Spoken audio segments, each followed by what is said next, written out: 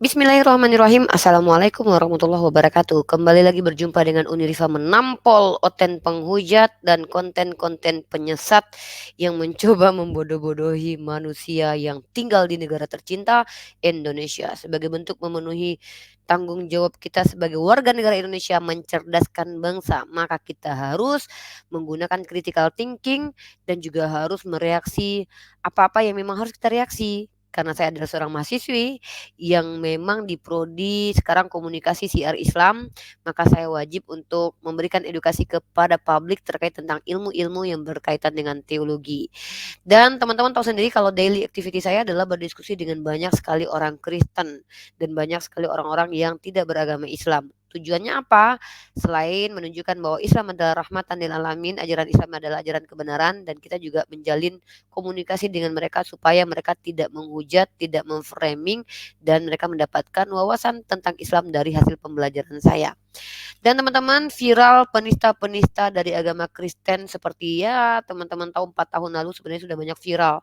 Seperti dengan adanya Paul Jong, Taipudin, Dewi Moncong atau Dewi yang mengaku bulan Suntini, Sophie Kutul, kemudian ada siapa lagi ya, ada Gracia Pelo yang udah ketangkap, Yusuman Ulu dengan penipuannya, Fatimah Sedekah dengan penipuannya juga, dan murtadin-murtadin yang berbicara tanpa data dan tanpa ranah ilmu, tanpa keilmuan yang mumpuni. Kita hadir sebagai apologet Islam. Ya, ingat ya, apologet Islam itu tidak pernah ada sebelumnya, tetapi dikarenakan banyak sekali konten-konten seperti tanpa ragi, konten-konten Islamfobia, kita hadir untuk menjawab mereka dalam ranah dialektika yang kita bangun dan buat sendiri secara independen. Walaupun saya berharap semoga pemerintah memfasilitasi kita untuk melakukan dialek lintas agama dengan bentuk yang terstruktur dan meminimalisir penghujatan. Nah, teman-teman sudah tahu sendiri kalau saya sendiri adalah pelaku diskusi tersebut, mulai dari grup WhatsApp sampai kepada StreamYard, sampai ke Zoom dan berakhir sekarang di TikTok. Dan kalau kita lihat di TikTok ini banyak sekali yang viral menghujat dari kalangan Kristen. Nah, salah satunya adalah yang viral saat sekarang ini bernama Agatha Opelermo, di mana dia mengaku dari gereja ortodok, terang-terangan menghina dengan tidak membawa data-data dari apa yang disampaikan tentang Nabi kita Muhammad Ibnu Abdullah. Nah, saya tidak tahu, cuman sebagai seorang mahasiswi saya hanya menganalisis secara psikologi karena saya tadinya prodinya adalah PAI, Pendidikan Agama Islam, di mana saya banyak belajar tentang psikologis. Saya tidak mengerti apakah kondisi psikologis para penghujat ini dikarenakan mereka tidak mampu menghadapi kita dalam ranah dialektika yang bagus dan baik secara akademik, maka menunjukkan rasa sakit hatinya mereka mencoba memancing kita dengan cara menghujat. Sehingga nanti ketika kita mulai bereaksi, mereka akan framing di bagian di mana kita bereaksi dan kemudian menuduh bahwa kita adalah penista. Itu terjadi kepada kami sekarang ya, di mana kita sudah 6 tahun diskusi lintas agama, tidak ada satupun pendeta yang mengatakan mereka terhina dengan kita, tiba-tiba ada salah seorang pengacara yang mengatakan kita penista. Bayangkan loh, kita itu udah berdiskusi dengan banyak pendeta loh, pendeta Martin Naile, pendeta Lamsen Naibaho dari Advent, kemudian dari gereja Katolik, kemudian dari beberapa pihak Pak dari Unitarian Pak Beni Irawan, saya pribadi ya, kemudian dengan Friend Donald Unitarian. Adakah dari mereka yang mengatakan kita penghujat? Tidak ada. Tapi tiba-tiba ada pengacara yang bukan pendebat, bukan pendiskusi, saya juga tidak tahu apakah dia penonton diskusi lintas agama atau tidak, tiba-tiba menuduh kita menghujat hanya karena mengambil video potongan kita. Tapi yang paling viral adalah seperti yang dilakukan oleh si anak bata, jelas monolog untuk menghujat agama Islam. Kemudian yang dilakukan oleh Agatha Opelermo, dia betul-betul membawa narasi yang tidak ada dalam literasi Islam manapun dengan kesimpulan-kesimpulan pribadinya. Begitu juga dengan pendahulu-pendahulunya yang sudah kabur tercirit-birit lari ke luar negeri karena menghujat. Nah, baru-baru ini juga dalam ranah dialektika masih ada edis ya dengan framing-framingnya yang dia paksakan kepada kita umat Islam walaupun kita tahu itu tidak benar, tapi masih dia framingkan atau dia lemparkan kepada kita. Inilah metode dari para penista agama Islam. Apa itu? Pertama adalah serang secara brutal, yang kedua baru playing victim ya. Ini yang saya khawatirkan terjadi di Indonesia di mana mereka coba sengaja mengirim penista-penista agama, memancing emosi umat Islam. Nanti ketika kita sudah mulai emosi dan ternyata ada umat Islam yang ternyata tiba-tiba ada yang tidak bersabar, akhirnya di-framing Islam itu jelek. Inilah metode dari para pemberi ajaran Islamfob ya. Mereka penyebar ajaran Islamfobia. Itu pun terjadi saat sekarang ini di Yerusalem. Kalian lihat sendiri ya bagaimana pihak Zionis mencoba memframing bahwa orang Palestina itu adalah terorisnya. Padahal jelas secara kasat mata kita bisa melihat siapa penjahatnya. Ini yang coba dilakukan oleh para polemikus, polikarus dari pihak Kristen yang mencoba untuk playing victim, teman-teman. Tapi Allah punya rencana terbaik dan kita serahkan kepada Allah. Kita hanya berupaya apa yang kita mampu, yaitu mengedukasi publik dengan diskusi lintas agama yang dilakukan secara dua arah. Nah, saya hanya menduga ini, teman-teman. Apakah karena banyaknya pertentangan di kalangan internal mereka sendiri sehingga mereka akhirnya melampiaskan kekecewaan mereka dengan menghujat agama Islam. Karena apa? Baru-baru ini gempar seorang Dr. Yonathan Purnomo membongkar ternyata benar seperti yang kita diskusikan selama ini, bahwa antara kodek-kodek kitab mereka, antara kanon-kanon kitab mereka itu bermasalah until now, teman-teman. Ketika kita menjadikan ini sebagai bahan diskusi, mereka selalu mengatakan bahwa oh tidak, kitab kami ditulis oleh Roh Kudus. Tapi yang terjadi adalah baru-baru ini seorang ahli dari kalangan teolog mereka sendiri itu membongkar bahwa ternyata kitab mereka memiliki banyak kesalahan. Mungkin saya ingin cuplikan satu video dari Pak Yonathan Purnomo ya, teman-teman. Mari kita simak bersama apa yang disampaikan oleh Pak Yonathan Purnomo ya. Ini saya akan mute dan saya akan tampilkan videonya yang disampaikan oleh Pak Yonathan Purnomo. Ini dia, judulnya adalah Spesial 1, 24 bukti yang tidak mungkin dibantah. Inilah buktinya kacaunya TB2 jedor. Padahal TB2 ini baru aja rilis guys, direvisi. Ayo udah deh. Mari kita simak spesial dari Pak Yonathan Purnomo, edukasi for you guys, untuk kalian semua pecinta ilmu teologi, Islamologi, Kristologi, ilmu agama Yudaisologi ya. Mari kita simak pemaparan dari seorang ahli yang bernama Pak Yonathan Purnomo. Ini dia, silakan ditonton.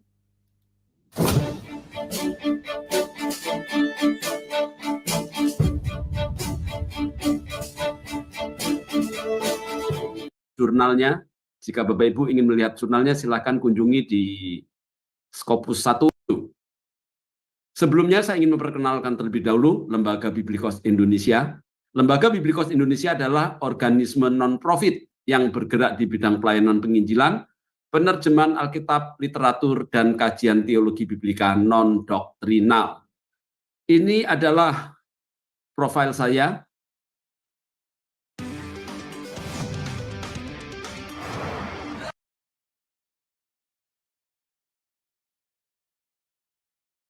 Saya ingin memperkenalkan terlebih dahulu Lembaga Biblikos Indonesia.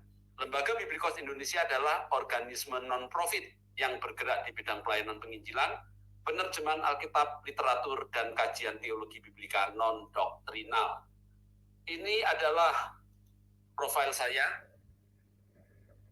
Bapak Ibu bisa screenshot, dibaca sendiri. Keren nih profilnya Pak. Buku ini sudah dibuatkan jurnalnya. Jika Bapak Ibu ingin melihat jurnalnya, silakan kunjungi di Scopus 1. Gila, Scopus 1 coy. Bapak Ibu sekalian, langsung saja kita langsung masuk ke disclaimer. Yang pertama, webinar ini murni bersifat kajian akademik. Ih, keren banget ya. Beliau ini loh, jurnal ilmiahnya itu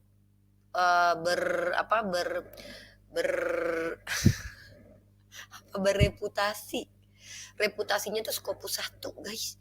Ini orang-orang seperti saya nih, mahasiswa ini tuh cinta banget dengan ilmu-ilmu beginian nih. Yang jurnal itu kalau nggak Sinta 1, nggak Scopus 1 tuh. Aduh keren banget nih. Aku harus ketemu nih jurnalnya nanti, insya Allah ya. Aku mau baca jurnalnya. Mudah-mudahan nanti aku bisa bertemu. Siapa yang bisa kasih aku jurnal, tolong dong, please. Pengen nih baca jurnalnya. Lanjut. Non-doktrinal. Webinar ini tidak bertujuan untuk menyerang lembaga atau institusi tertentu.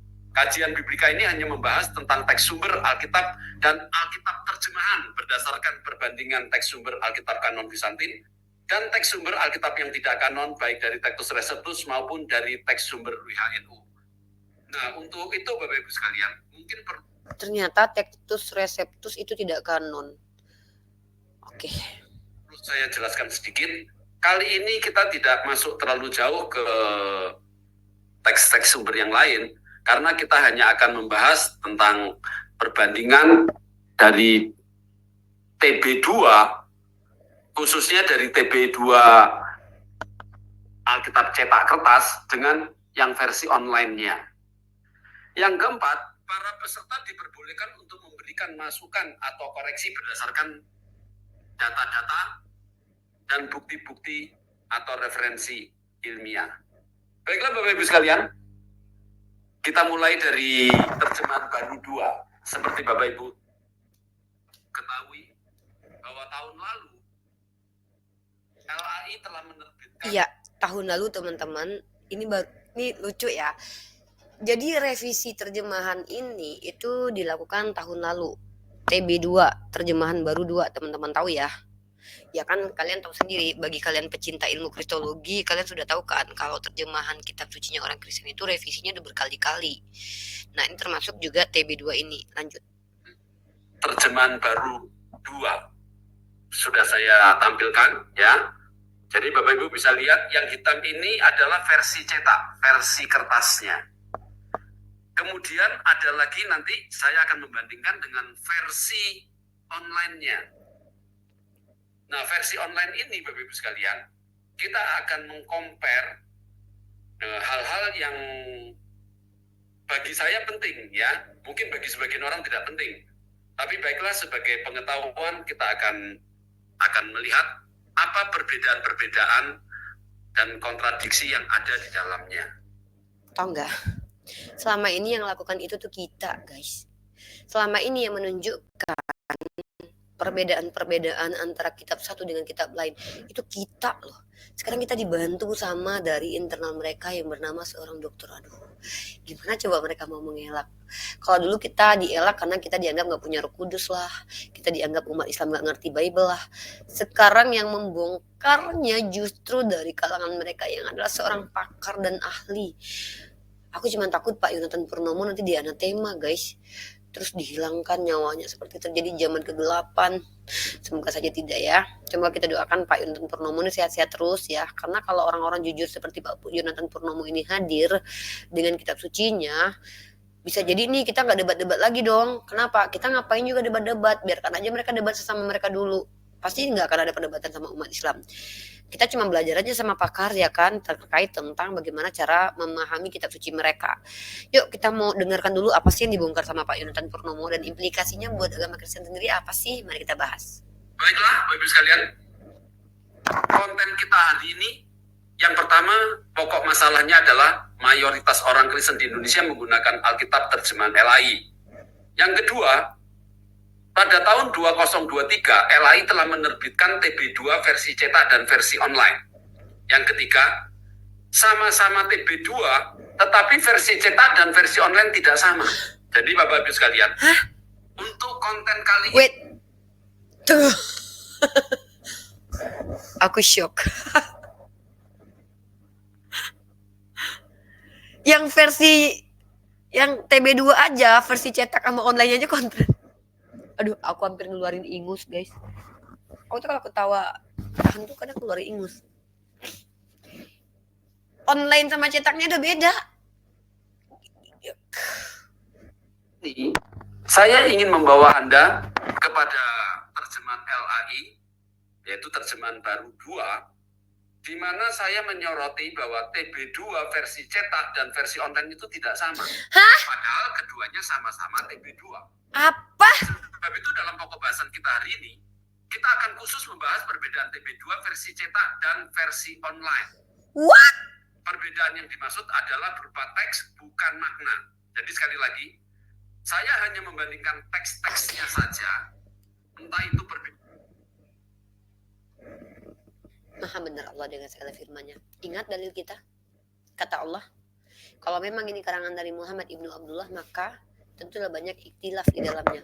Karena Allah mau mengajarkan kita bahwa yang namanya karangan manusia itu ya pasti ada ikhtilaf, ada kontradiksi, ada human error. Jadi Allah pakai narasi yang sangat indah loh di Al-Quran, dalam surah An-Nisa. Ya, Masya Allah nih ya, kita tunjukkan datanya. Jadi ternyata Al-Quran itu sudah lebih dulu tuh ngajarin kita. Kalau seandainya, nah ini dia nih Al-Quran kita nih. Sebelum terjadi polemik dari antara internalnya Kristen, Al-Quran sudah lebih dulu mengajarkan kita bahwa yang namanya buatan manusia itu ya pasti banyak ikhtilafnya teman-teman. Pasti banyak kekurangan-kekurangannya, teman-teman. Salah satunya seperti yang disampaikan oleh Al-Quran, Maha benar Allah dengan segala firman-Nya. Nggak mungkin Nabi Muhammad tahu bakalan ada revisi Bible, nggak mungkin lah, kan Nabi Muhammad 1400 tahun lalu. Nah, kita bahas di sini, ini di Al-Quran yang aku jadikan pegangan sebagai bukti bahwa Nabi Muhammad itu adalah Nabi yang tidak akan pernah berbohong. Nah, kita baca di sini, yaitu orang-orang Yahudi, mereka mengubah perkataan dari tempat-tempatnya. Mereka berkata, kami mendengar, tetapi kami tidak mau menurutinya. Dan mereka mengatakan pula, dengarlah, sedang kamu sebenarnya tidak mendengar apa-apa. Dan mereka mengatakan, ro'ina, dengan memutar-mutar lidahnya dan mencela agama. Sekiranya mereka mengatakan, kami mendengar. Artinya di sini, yaitu orang-orang Yahudi, mereka mengubah perkataan dari tempatnya. Ada data yang ditunjukkan di dalam Al-Quran bahwa mereka itu suka merubah sesuatu daripada tempatnya. Ya. Jadi kita lihat lagi dalam Al-Quran, teman-teman. Ya, Masya Allah. Kita lihat ini ya, Surah Nisa. Ini dari 46. Ini ya, Surah Nisa yang 46. Kemudian dalam Al-Quran lagi kita lihat, dalam Al-Quran kita baca dalam Surah Al-Baqarah, Al-Ma'idah di 42. Nah, mereka itu adalah orang-orang yang suka mendengar kabar bohong, berita bohong, banyak memakan yang haram. Jika mereka adalah orang yang datang kepadamu untuk meminta putusan, maka putuskan perkara itu di antara mereka atau berpalinglah dari mereka. Jika kamu berpaling dari mereka, maka mereka tidak akan memberi mudarat kepadamu sedikit pun. Kita tuh nih untuk spesifiknya tuh untuk orang Yahudi nih. Masya Allah ya, Allah Maha benar ya dengan segala firman-Nya. Mereka loh masih bertentangan sampai sekarang tentang kitab suci mereka itu benar atau enggaknya. Yuk kita dengar lagi yuk. Ih keren banget Al-Quran. Masya Allah. Entah itu kontradiksi. Dan saya tidak akan mengulas tentang makna daripada ayat itu sendiri. Mari, sekarang saya akan tunjukkan terlebih dahulu. Saya memiliki surga itu iklan guys. Oh ya, sebelum aku sampaikan lanjut pernyataan Pak Yonatan Purnomo, aku mau kalian lihat satu video ini ya teman-teman ya. Video penting juga, implikasi dari terjadinya permasalahan ini dia. Video seorang anak muda nih.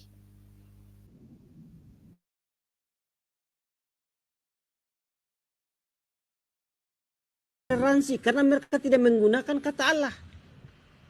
Tidak ada Allah itu di sana. Al-Muqaddas menggunakan ilah Tuhan.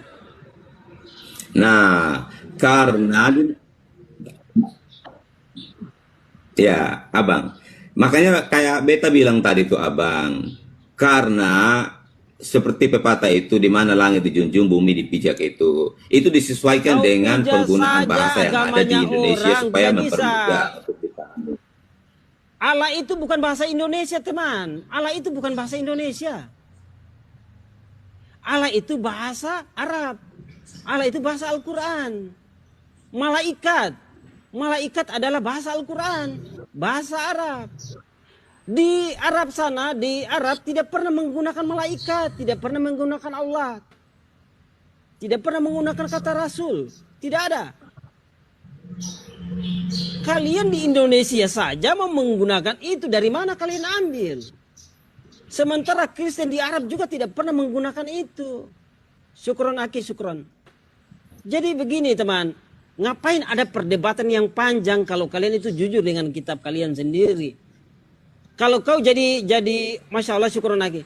Jadi kalau kau menjadi Hindu atau Buddha, silakan. Kami tidak pernah bertentangan, karena kenapa? Tuhannya kami beda dengan mereka. Namanya beda. Ya, wajar-wajar saja kita tidak saling berdebat. Ya ngapain kita berdebatkan, orang dia sembah yang lain, kita juga sembah yang lain. Tuh, Betul, itu yang harus betul. dipahami.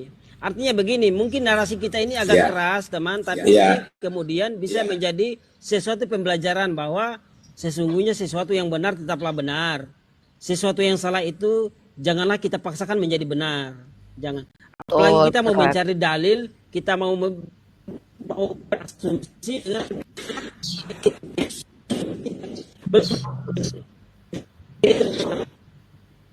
Putus-putus nih. teman, kalau Tuhanan. Masa kamu gunakan penyembah, umpama kalau kamu bilang, kalau di negara itu ternyata menggunakan ajaran pagan, apakah kau menyembah Tuhan pagan? Kan Betul. mustahil. Betul. Nah, bisa tidak Bang, kalau kita buat Bentar, salah nih. Bang Rizky, untuk supaya kita ini mencapai toleransi kita yang baik, bisa kan kata Allah itu juga dipakai? Ini adalah implikasi dari adanya kesalahan-kesalahan terjemahan dalam kitabnya orang Kristen, di mana umat Islam tidak akan rela ketika nama Tuhannya dicatut dalam kitab mereka, kemudian dipahami secara salah. Proper name menjadi generic name itu tidak boleh, sama seperti Uni Rifa. Uni Rifa adalah Uni adalah generik, Rifa adalah proper name. Seperti yang dilakukan oleh anak Batak ketika mengatakan Rifa itu disematkan kepada hewan ternaknya, itu pelecehan teman-teman. Sama ketika nama Allah sebagai proper name disematkan kepada Yesus yang adalah makhluk dalam perspektif umat Islam. Maka ini tidak boleh dibiarkan, maka terjadilah perdebatan. Menariknya adalah umat Kristiani ketika mereka berdebat dengan kita, mereka mengatakan bahwa oh Yesus bukan Isa, oh Tuhan kami bukan Allah, Tuhan kami bukan Allah SWT dan bla bla bla bla. Tapi faktanya mereka selalu menginjili umat Islam menggunakan dalil-dalil Al-Quran. Inilah memalukannya pihak Polycarpus Polemikus. Mari kita lihat teman-teman salah satu video contoh kalau adanya penginjilan menggunakan ayat-ayat Al-Quran kepada orang Islam sendiri dari para Polycarpus dan Polemikus, atau saya bilangnya adalah misionaris TikTok ya. Akunnya bernama Shaunara, dia seorang pendeta Shaunara. Teman-teman kalau mau lihat itu ada beredar di mana-mana ya. Dan saya mau tunjukin mana ya. Oke, nanti saya coba tunjukin teman-teman ini kalau tidak salah ya. Videonya saya masih cari teman-teman, videonya tuh ada beredar. Tapi saya tampilkan satu video dulu deh. Ini deh. Pertama teman-teman, kebanyakan dari mereka itu berakhir menjadi penghujat. Salah satunya ini teman-teman ya, Persatuan Penghujat Indonesia, Persatuan Penghujat dari Kristen Indonesia, PPKI, Persatuan Penghujat dari Kristen Indonesia nih.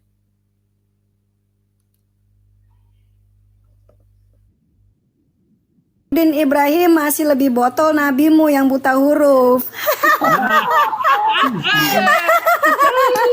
Nabi buta huruf dibilang Islam cerdas. bersyukur orang kayak dia ini keluar.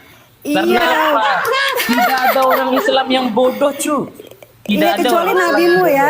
Kecuali sallallahu alaihi wasallam aja yang buta huruf. model penceramah Iya. kalian nih, model Pak Saifuddin ini. Iya, kecuali sallallahu alaihi wasallam yang buta huruf ya. anak TK aja Umat tahu Islam gimana memang model Pak cerdas-cerdas, Saifuddin yang kecuali kalian Rasulullah ikuti sallallahu ini. alaihi wasallam yang buta huruf ya.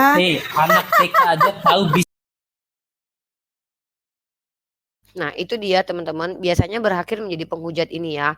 Mereka yang konon katanya membela agamanya, sebenarnya berakhir menjadi penghujat dikarenakan uang dan donasi dan kebencian pribadi teman-teman. Nah saya mau membuktikan bahwa kebanyakan dari mereka itu munafik, lidahnya bercabang seperti ular. Pertama, mereka membawa agama mereka untuk mengatakan bahwa mereka membela agama, tapi pada dasarnya mereka adalah penista. Mari kita buktikan bahwa di antara mereka kalau mau menginjili umat Islam itu menggunakan Al-Quran sendiri teman-teman ya. Saya akan tunjukkan satu video, ini dia videonya teman-teman. Nih, ada nih Mak di surat Al-Sukruf 61. Mak tahu ya surat Al-Sukruf 61 ya? Tahu ya surat Al-Sukruf 61 ya, sambil yang lain tap layarnya Adek ya.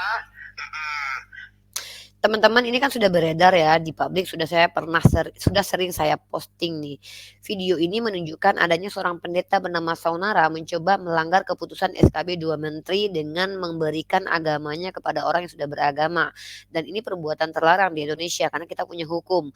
Yang kedua adalah dia menggunakan Al-Quran untuk mengukuhkan keimanannya. Berbeda dengan kita biasanya menampol ya, kita melakukan komparasi bukan menginjili, maksudnya bukan menggunakan kitab mereka lalu kita pakai sebagai kebenaran. Tetapi Tapi yang dilakukan oleh saudara adalah mencoba untuk menggunakan Al-Quran, menginterpretasikan Al-Quran seenak udelnya tanpa ilmu pengetahuan, lalu mencoba menyerahkannya kepada umat Islam sebagai bentuk materi penginjilan. Inilah menariknya umat Kristen, teman-teman. Ketika nama Tuhan kita dicatut-catut dalam kitab mereka, mereka katakan bahwa itu adalah milik mereka, seperti yang disampaikan oleh salah satu pendeta ini, bahwa kata Allah itu adalah milik mereka. Saya bingung nih, Kristen mana nih yang pakai kata Allah dalam kitab sucinya. Mari kita lihat nih, seperti pendeta MBM ini. AI, Lembaga Alkitab Indonesia. Jangan enak saja kita pakai orang yang asal. Dan di dalam bahasa Ibrani istilah Allah itu tidak asing. Jadi orang Kristen Syria sudah pakai kata Allah. Lalu Islam muncul. Pak Pendeta MYM mengatakan bahwa orang Kristen Syria sudah menggunakan kata Allah. Sekarang begini teman-teman, kita tidak pernah bermasalah kalau seandainya pun ada orang beragama lain sebelum Nabi Muhammad itu lahir menggunakan kata Allah, kita tidak akan pernah bermasalah. Kecuali sesuai dengan kaidah. Bukti nama Allah tidak pernah berubah dengan pernyataan dia sendiri nih, karena Kristen Syria menggunakan kata Allah. Masalahnya di mana Kristen Syria mengatakan kata Allah sebagai generic name. Ada nggak karya ilmiahnya? Jangan sembarangan bacot. Ya, ini nggak boleh, ini namanya penistaan dan ini namanya adalah penyebaran kabar hoax tidak ilmiah. Nah, kalau kita bicara enkripsi, di mana di enkripsi itu bisa dijelaskan bahwa kata Allah digunakan sebagai generic name. Karena dalam bahasa Arab ada dua kata, Allah dan ilah. Ilah itu artinya adalah sembahan. Nah, ini yang perlu dipahami. Jadi di mana nih para pendeta yang menggunakan kata Allah dalam kitab terjemahan baru atau kitab terjemahan Bible menggunakan kata Allah, tolong tunjukkan apa dasar ilmiah kalian menjadikan kata Allah sebagai generic name, bukan sebagai proper name. Kalau kalian jadikan itu sebagai proper name dan itu merujuk kepada Tuhan yang diperkenalkan oleh Yesus, kita nggak masalah. Karena itu betul. Tapi permasalahannya adalah kalian mengatakan bahwa Yesus itu adalah Allah. Nama Tuhan kami kalian sematkan kepada Tuhan kalian. Kayak nggak pede sekali. Kenapa sih nggak pakai kata Theos? Kenapa nggak pakai kata Elohim? Bukankah kitab kalian menggunakan bahasa Ibrani dan bahasa Yunani? Kenapa harus menggunakan bahasa kitab suci orang lain sih? Buat apa coba? Kecuali ingin mengabarkan agama kalian kepada orang yang sudah beragama seperti yang dilakukan oleh saudara ini. Kita lanjut ya, saudara ini. Ini pendeta TikTok, guys. Ini bukti penginjilan itu nyata, misionaris itu ada. Dia mencoba menggunakan Al-Quran untuk menginjili nenek-nenek dan anak kecil. Tapi kalau diajak diskusi dua arah, dia tantruman orangnya. Ini dia. Mak tahu mak surat Al-Sukruf 61 mak? Nggak tahu. Oh itu namanya Isa. Isa itu adalah kiamat nih mak. Nah mak kan umurnya 55 tahun. Nah kalau menurut Isa bahwa umur manusia itu hanya 70 tahun. Kalau dia kuat 80 tahun. Dia menjelaskan Al-Quran tapi tidak membawa pernyataan dari para scholar kita. Biadab kan dia. Ini namanya sudah melanggar dua aturan loh. Pertama melanggar SKB 2 Menteri. Yang kedua melakukan penistaan agama dengan menginterpretasikan kitab suci orang lain tanpa ada ranah keilmuan, tidak ilmiah dan tidak ada data. Ini kan kena nih orang ini. Kena nih orang. Ya tapi ya itu yang kami hadapi. Nah lanjut. Ini bukti-bukti bahwa mereka ini adalah penista. Persatuan penista ini sebenarnya tuh enggak menjadi hal yang aneh ya. Kenapa? Karena memang mereka ini sering berkumpul bersama-sama. Teman-teman perhatikan deh. Mereka satu kubu enggak? Coba perhatikan. Mereka itu satu kubu. Nah terkhusus untuk ini teman-teman mari kita lihat ya. Ini kan sudah DPO ya. Ini orang-orang ini udah DPO nih. Kita lihat dulu nih. Nah ini orang-orang ini udah DPO. Nah, teman-teman tahu ya, ini Taipudin ini sudah DPO, sudah pernah masuk penjara gara-gara menista lalu kabur ke luar negeri. Suntini perempuan ini berlidah bercabang ini adalah Dewi Bulan. Ini dia orangnya ya, saya tunjukkan bahwa dia adalah penista agama. Jadi mereka ini perkumpulan penista teman-teman, kabur ke luar negeri untuk menghujat. Dan ini sudah DPO. Nah ini mereka nih. Nih ya, ini dia nih. Suntini namanya teman-teman. Suntini. Ya, kita perlihatkan Suntini. Nah ini cikal bakal Agatha nih. Neneknya Agatha kayaknya nih. Yang diikuti Agatha. Bisa jadi gurunya Agatha tuh. Nih ya. Iyalah mereka akan berkumpul dengan sesama mereka nih. Teman-teman sudah lihat ya. Aku besarin. Ini dia teman-teman. Aku bacain. 7 fakta Dewi Bulan viral hina Nabi hingga tantang Allah hancurkan hidupnya. Ini dia ya, Sunti nih. Pertama, fakta-fakta tentang wanita ini adalah diketahui dalam videonya dia melecehkan agama Islam dengan menghina Nabi Muhammad SAW dan ini viral teman-teman. Kemudian Dewi Bulan menantang Allah Subhanahu Wa Taala. Berikut fakta-fakta si Dewi Kampret ya, saya nggak bisa bilang dia Dewi Bulan ya, Dewi Kampret. Viral karena menghina Allah. 1. Membuat video sendiri, membuat sendiri videonya.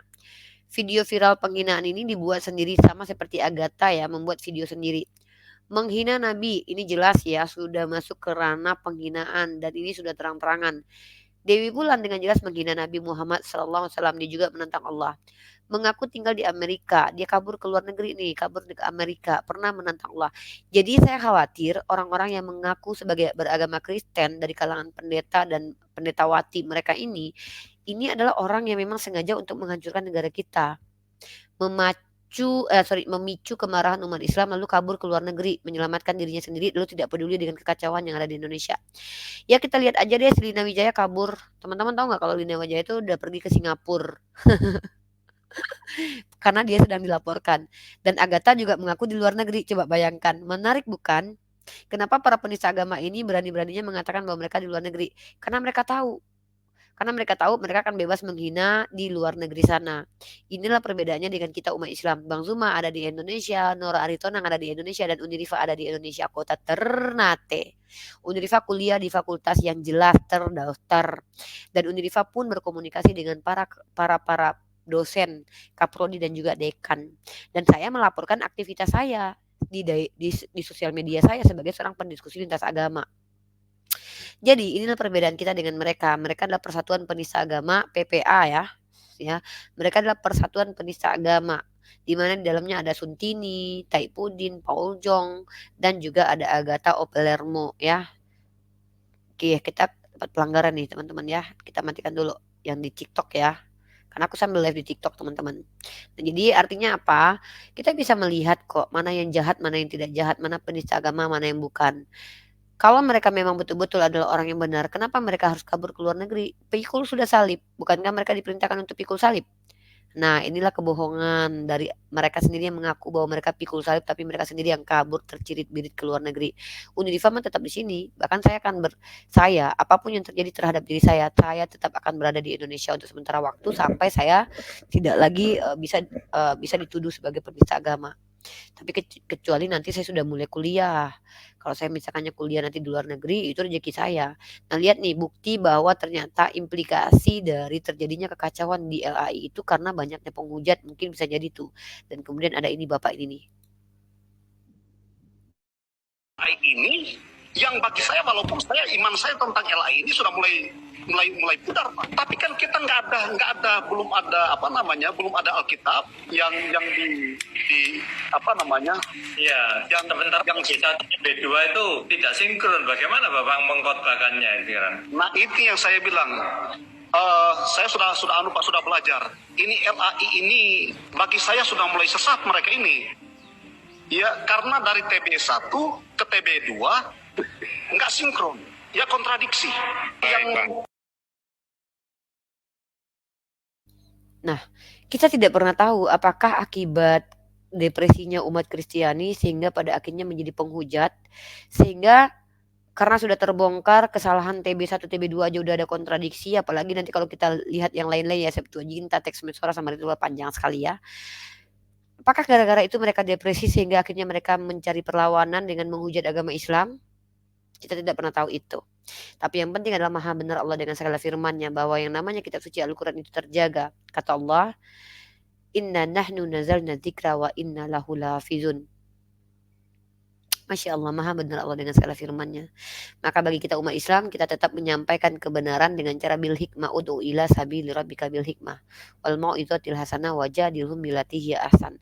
Tapi kalau mereka sudah memerangi kita, maka kita diizinkan untuk memerangi mereka. Maksudnya kalau mereka menyerang akidah kita perang argumentasi aja deh, seperti yang saya lakukan selama ini.